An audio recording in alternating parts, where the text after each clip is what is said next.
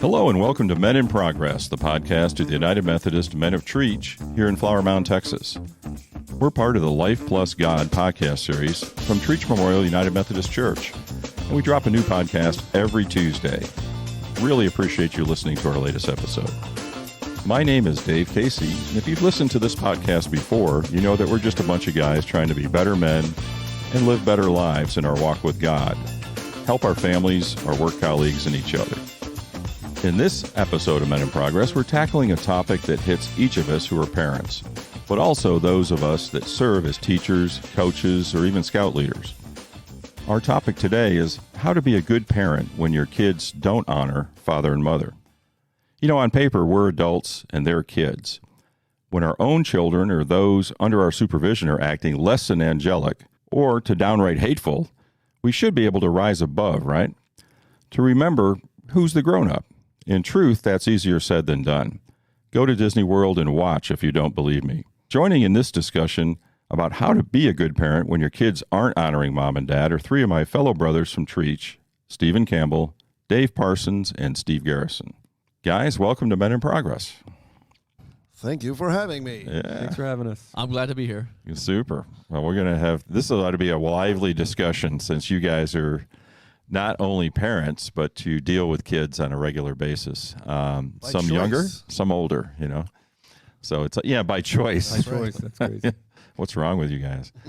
So let's get the obvious out of the way first. So we, and I'll include myself in this, we all have perfect children. So this is really a theoretical discussion that we're going to have, right? So I really appreciate you being here. You guys' career is around children, but you also have your own children. And for those that you don't know, Stephen is a high school baseball coach. Dave is a high school teacher. And Steve is the director of youth here at Trietsch. So you guys all are dealing with our youth, on a regular basis. So let me ask you, and you can all take a swing at this if you like. Can you describe a time when one of your kids or maybe one of the kids that you're working with wasn't super respectful and how you handled it, good or bad? So, Coach, we're going to start with you. Oh, coming at me fast. Let me think of a time.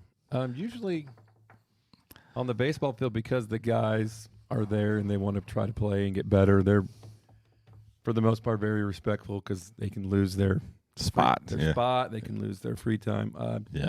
Probably definitely in my younger years in the classroom, there was some misunderstandings, I guess, with kids, probably where I definitely came down way too hard, especially early on as a teacher, just because I didn't do student teaching. I did alt certification because I was ready to get going. Yeah. And is that a skill they teach you? Is how to deal with difficult kids? Just classroom experience. Yeah. And kids chirping or doing something like that. So I think definitely just several times I was probably way too coach mode in the classroom.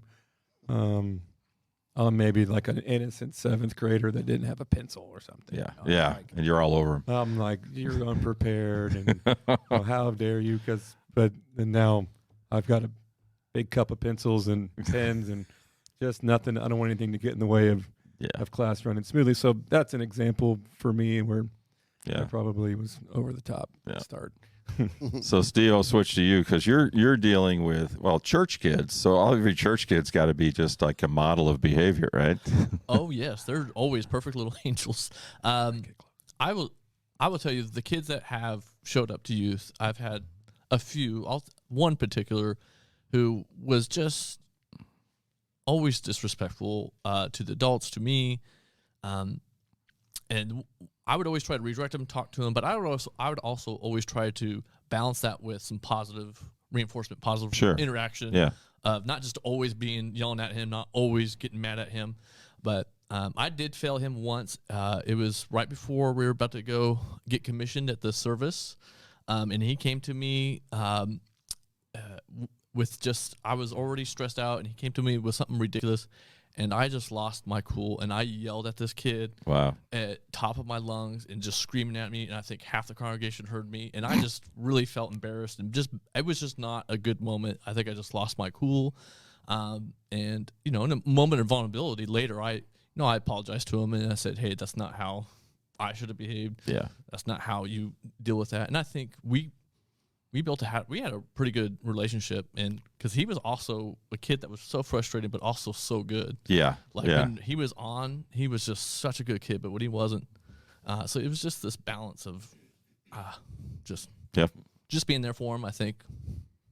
So I'm going to ask Mr. Parsons, what really runs through your mind when kids aren't showing you what should be the proper respect?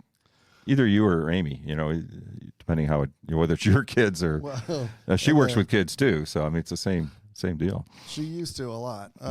In classroom, it's a little different because they're not my kids. I don't know what's going on at home. Yeah. So you just got to be a little forgiving. At home, I do know what's mostly going on. So I remember. Yeah, we all kid ourselves that we're in total control.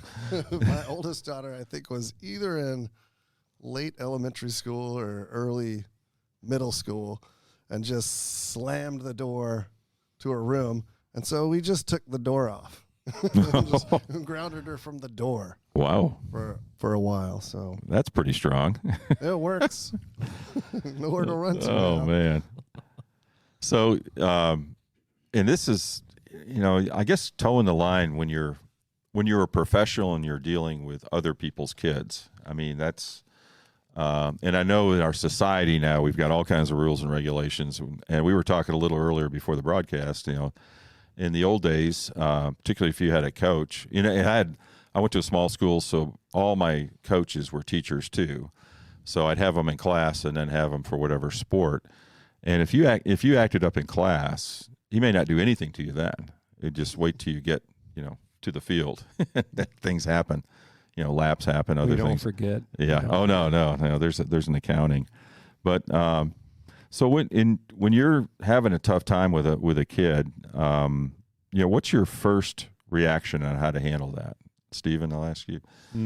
Like if I'm having a problem with the kid, there's definitely going to be, gentle reminders to start the whole thing, and then it's going to move to, if that continues, we're going to pull them aside, talk to them one-on-one, and then it just turns into, I'm contacting your parents from there, and we're going to all talk together to work this out, because the parents don't want to get called. And a lot of times I've done this in the past where I've had the kid tell the story of what happened, and that parent, it hits different than just coming from. Yeah. If you do it that way, I think they can't go home and create their own story of what happened. Yeah. There's what happened. Tell them the truth right now. And so that's been successful for me. And it's like, you just can't be. Nobody wants to call home to parents. Yeah. It's like, oh my goodness, but that's just something you got to do sometimes. Yeah. Like, hey, this is happening, or this happened, and I want you to know, and we're going to handle it on our end, but you need to have that conversation. So, Steve, dealing with the kids at church and so on, do you set expectations? Like, it's a school year starts, you get a new batch of kids. Do you kind of try to set expectations so they know how you expect them to behave and so on? Yeah, absolutely. I think that's key. I think teachers would probably agree. Is you start with their expectations, and I've had some good responses from just call them out. Sometimes they don't like to be called out, or like they don't expect to get called out, and so they think they can get away with it. Or once they get redirected, like, oh, okay. But like what Dave said, these, I don't know all their stories. Like, they're not my kids, and so sometimes it's just getting to know what's going on in their life. That kind of helps, getting to know their story, and sometimes that can help you redirect their behavior. So. Yeah, but church kids, I get, most of the time they're well behaved, because a lot of times they want to be good here. Yeah. But I've also had the opposite of kids who come from homes who are super strict. Their parents are super strict, and when they come to this environment, they feel like they can just let loose. This is their release. Yes, right? It is, and so I think that's, and just knowing the parents, and same thing. I've had a few indications of just getting the parents involved, and I think that helps. Very cool. So Dave Parsons, hello. Yeah, he's still here. Hey, so how much do you think the way you approach these things is based on how you were raised and your teachers, your coaches along the way, your parents? Probably very different. Like if I was in school and my parent got a phone call, the school could not do anything worse than what I was going to get when I got home. Yeah. Very strict expectations. So you kind of knew what the expectations were when you got to school. Yeah. Absolutely. Yeah. Trying to fight not doing what I want to do. Yeah, I can empathize with that. Again, I was in a small community, so my parents knew all of our teachers too, and they were like social friends and everything. I mean, it wasn't a big environment, so really nothing went unnoticed. I mean, you could, the whole town's going to talk about it. Yes, and you could do one screw up at school, and my father knew about it before I got home. It's one of those deals. I think my dad was raised with basically any adult is in charge of you. If you need a whooping, they give you a whooping. Yeah, then you deserved it. Yeah, I remember my parents telling me that, and I knew. I played with my teacher's kids, so I'd be over at their house and I'd get a whooping. So I know exactly how it all went. Oh man. So it's is it hard? I guess again, it to me kind of growing up that way. So, Coach, is it hard to try to draw these lines? I mean, do you talk to the parents about what your expectations are of the kids? We do. Yeah. We have like booster club meetings or like a parent day, and we kind of go over the expectations of what's expected of the player, but also what's expected of the parent of the player, and how. And the big push is, that the parents need to pull for each other's kids, not just their kid, because that could happen in different sports. But like, hey, pull for everybody's kid. We're all in this together, and it's worked pretty well since I've started making that my message. And our message is not just we want your kid to be a great baseball player. It's we want your kid to be a good person, man, and just be a great father. At the end of the day, if I feel like I did my job, if that happens at the end of the day, I'm happy with what happened. And baseball is kind of a means to that. It's really not it teaches you the everything. end of the goal. Very cool, very cool. So this will be a layup, for our youth ministry. So we'll see. I hope so, man. So when you're dealing with kids, how does your faith influence how you treat kids or deal with that interaction and some of the frustrations that you run into? And God bless you for doing what you do, because as I've gotten older, I've gotten less tolerant of kids for some reason. Yeah, I get that. I think I'm even getting there. not totally, but I see it. Man, I think I just look at Jesus. The whole story of God is love. And at the end of the day, when you're dealing with kids who are disrespectful, who are going through a rough time, who don't want to listen, a lot of times they're either they might be missing some love in their life, right, or they just want love. So you've got to have an act of love when you're dealing with that. You've got to respond in a loving way, with expectations, with setting boundaries and setting with that. So I always let them know that they're always loved. I love them, and a lot of times, like the same kid I was talking about, the reason I think I got so frustrated because I loved him so much. I saw what, and I think when we're parents, we see that too. And I even tell the kids this all the time.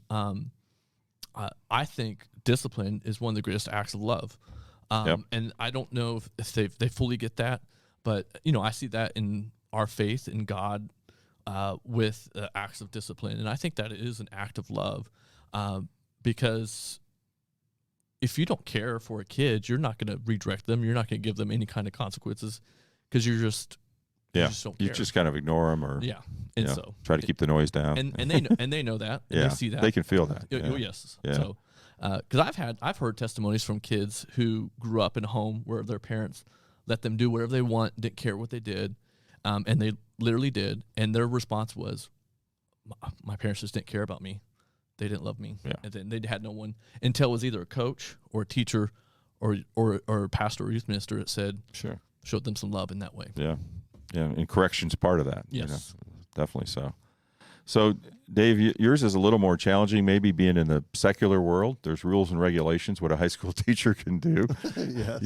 You can't duct tape them to the wall apparently anymore. Depends on if it's a certain science. Oh yeah. I guess coefficient of friction study. Yeah. Well, I teach pretty much only AP physics, so I have like the cream of the crop kids. Yeah. And you just got to find the stick or, the motivation because for them, mostly it's grades. I don't know whether it's they want the grades or their parents. Somebody wants a good grade. Grades. Yeah. So that's a big motivator to them. And sometimes too much motivation for those kids because they will do anything to get that grade. Yeah. Pretty fixated on it.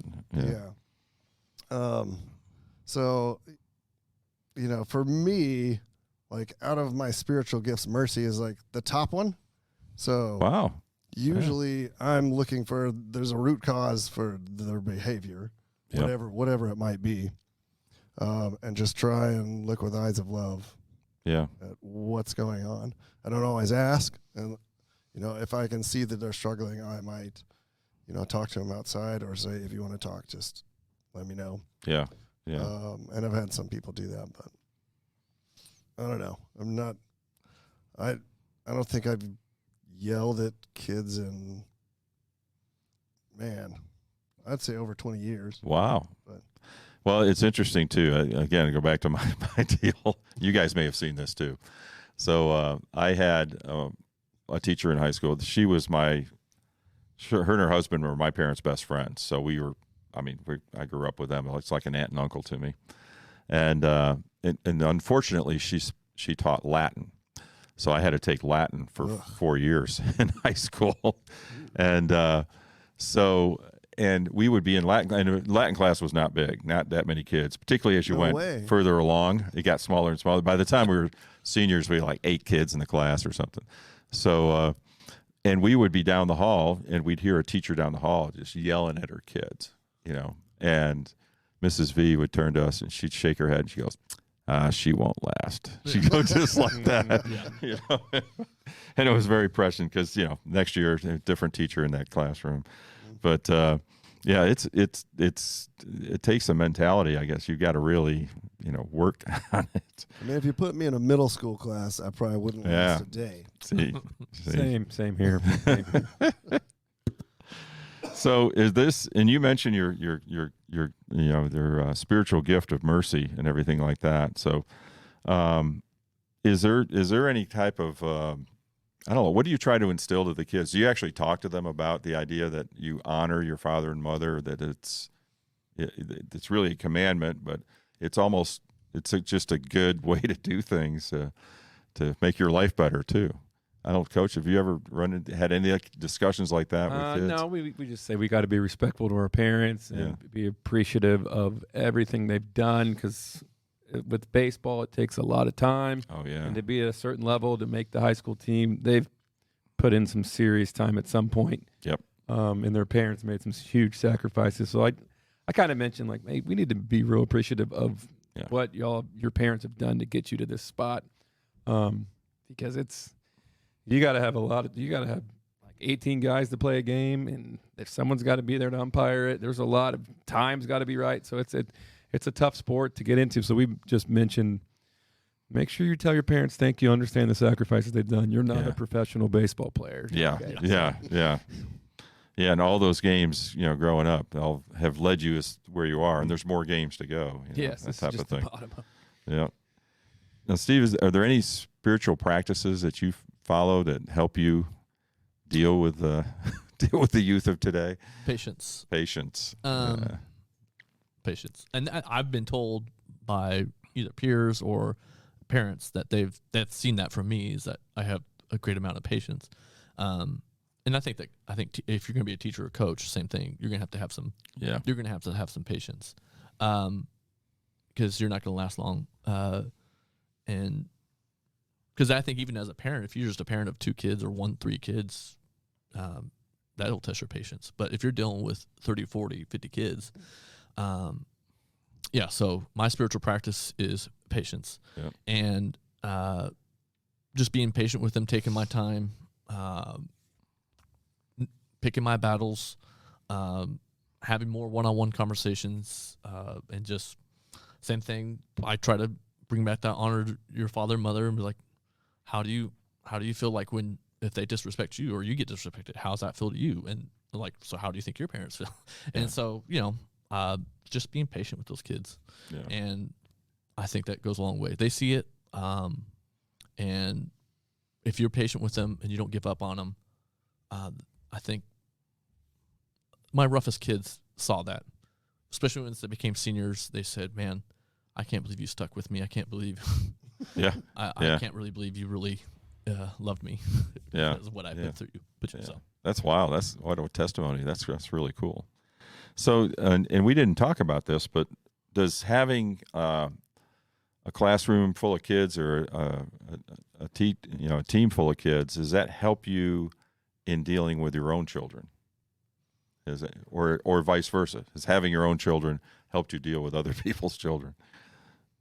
So, Mr. Parsons, you're scowling. As my children get older, it's helping more.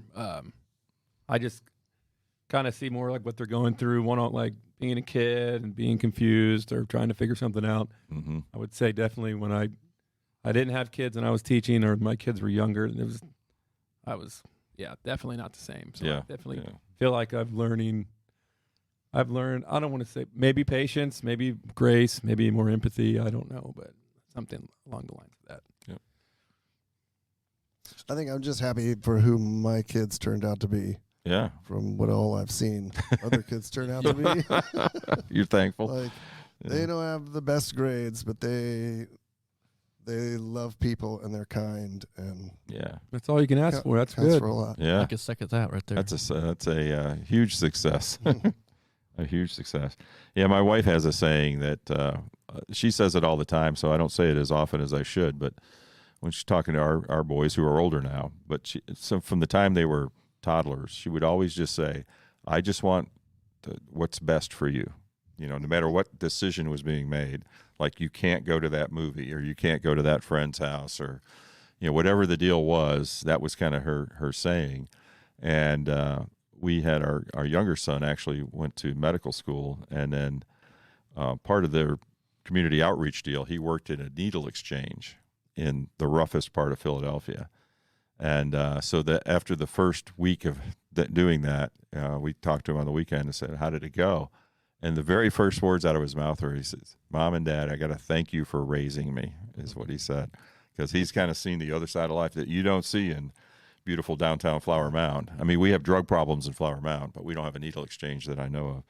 So it's a different world. And you guys have really touched and done a great job on talking about when you see behavior issues or experience that type of thing. I think all three of you have said something about you've got to look behind that. What is causing that kid to act that way? And have that mercy or have patience or have that offer, that one-on-one, would you like to talk about, this? So I think that's, I applaud you guys for doing that and taking that on.